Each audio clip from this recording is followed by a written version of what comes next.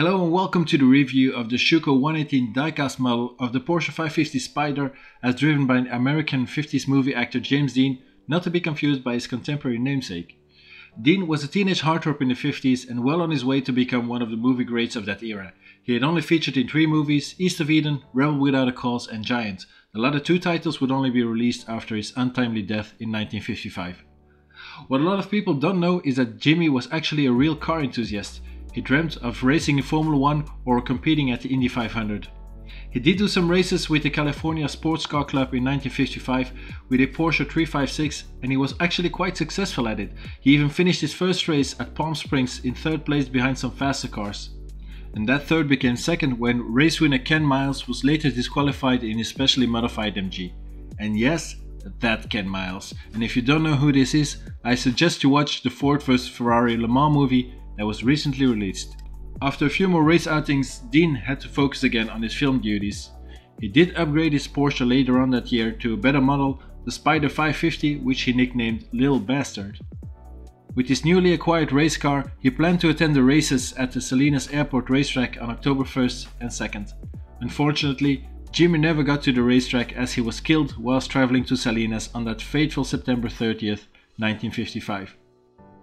Although he was a racing enthusiast and was keen on driving his cars fast, he was not at fault in the crash that cost him his life, contrary to popular belief at the time.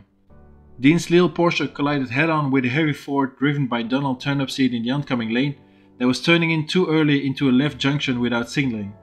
Turnipseed suddenly braked whilst being completely in James's lane and then accelerated again, trying to make the turn. He then braked again, trying to go back to his own lane, but to no avail. Jimmy couldn't avoid the crash anymore and his Porsche was launched in the air. He was killed instantly, aged just 24. The German brand Schuco made a 118 diecast version of this car. They released a plain silver version, a blue one and James's Lil Bastard. It comes in a matte black box with pictures of the model car at the front. The top has an outline drawing of the model with pictures of the real car in some kind of a movie reel.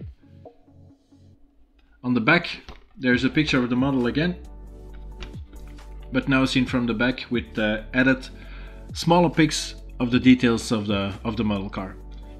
And then underneath you have all the details of the Porsche 550 Spyder with other model manufacturer's info. When you open the box then there's a little booklet with more info on the car and an instruction paper on how to insert and remove the driver figurine. On the outer top part of the clamp you have the little plaque that you can see on the box, the figurine and a Schuco branded cloth tissue. If you open up the styrofoam then inside is the model firmly held by the styrofoam and the little black plastic detailing tool. This is basically a hook to help opening up some of the finer parts. Now I already had this model for quite some time, but I accidentally wiped off some of the photo edge decals. It's a common problem with the model apparently, and just like Schuco's Cooper Formula 1 cars, the photo edge parts are very detailed, but of course then also extremely fiddly. It's actually best not to touch them at all. I contacted Schuco for this and they kindly sent me replacement decals without a problem. Now there are some small differences to the plain versions of the car, beginning with the paint scheme and the driver figurine. The interior also has a different color compared to the blue version, and there is no tonneau cover as James Dean was carrying a passenger at the time. When I say at the time, I mean there's a clear timestamp for this model. I believe Schuco based it on these pictures of James's Porsche. Those were the last pictures of him taken live at the last stop on his way to Salinas with his Porsche mechanic Rolf Rüterich at his side. Since he only got delivery of the Spyder 9 days before, he decided to drive the car to the race to get familiar with it before taking it to the racetrack. You can actually see the white car behind with the trailer that was supposed to carry the Porsche. Cue the what ifs. The rear of this model is also slightly different to the others as it had a number plate on the engine cover grille and a black exhaust. The Porsche badge also looks slightly bigger on the Lil Bastard. I think Schuco did a good job on the paint scheme although apparently the red stripes need a very thin golden outline, and I'm not entirely sure if that's true, but most pictures of the car aren't that detailed, so it's hard to say. They did add the Nürburgring badge on James's Porsche on the sides. It was actually a gift from his mechanic Wüterich, and it's a bit of a shame it's just painted on and not a real badge, but I guess you can't have it on. So as I mentioned, the cockpit is the same as on the other versions, albeit in a different color to the blue one. A very nice touch is the little key in the ignition, as you can see, as well as the jack on the right side underneath the door, or inside the door actually. The dashboard then is also very nicely done, and the instrument dials look very clear. The pedals are also visible deep in the footwell, and they look quite good actually. Then the seats, they don't look that good. Unfortunately, they look a bit plasticky.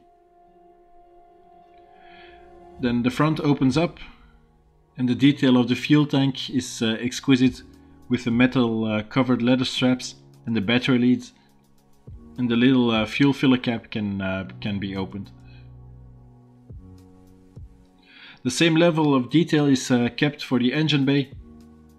You have real leather straps holding it down, and they look really good, but they're a bit brittle, maybe due to the age. As you can see, they're not entirely in good shape anymore.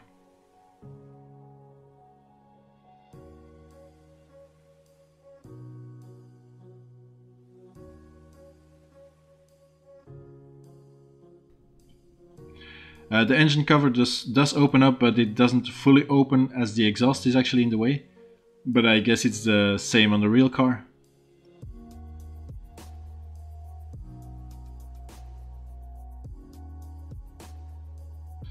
The dual carburetor engine has a lot of detail in it.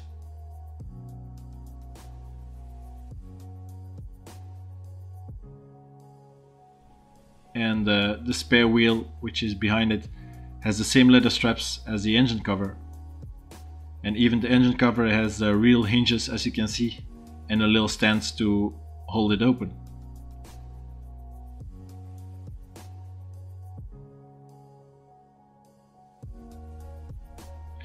Now the wheels then, they rotate and they turn, and they look very good and very realistic, and they even have a little tire valve, which is always a good thing. The Dunlop racing tires have the correct branding on it, and the tire pattern looks really good as well. The worst part of this model though is the James Dean driver figurine that comes with the car, a problem of course which is non-existent with the other versions. The figurine, yeah, it's not to scale of the car it seems, or it must be that mine shrunk a lot or something. And then there's the likeness of the figurine. It doesn't look like James Dean at all, and actually it's better to display the model without the figurine altogether. So to conclude, I think it's a quality model by Schuco. It's a heavy model as well and feels quite sturdy, but it's actually very fragile, especially those photo etched decals that I talked about. But it's intensively detailed and it's a really good looking model. For those really interested in James Dean, Auto Art brought out a 1/18 scale diecast version of James's other Porsche, the 356, some time ago, and it's still available on a lot of websites. So this was my review of the little bastard. I hope you liked it, this somewhat different theme. I'd like to thank you for watching, and I hope to see you soon in the next one. Meanwhile, check out my other video reviews and subscribe to the channel if you want to follow up on new content.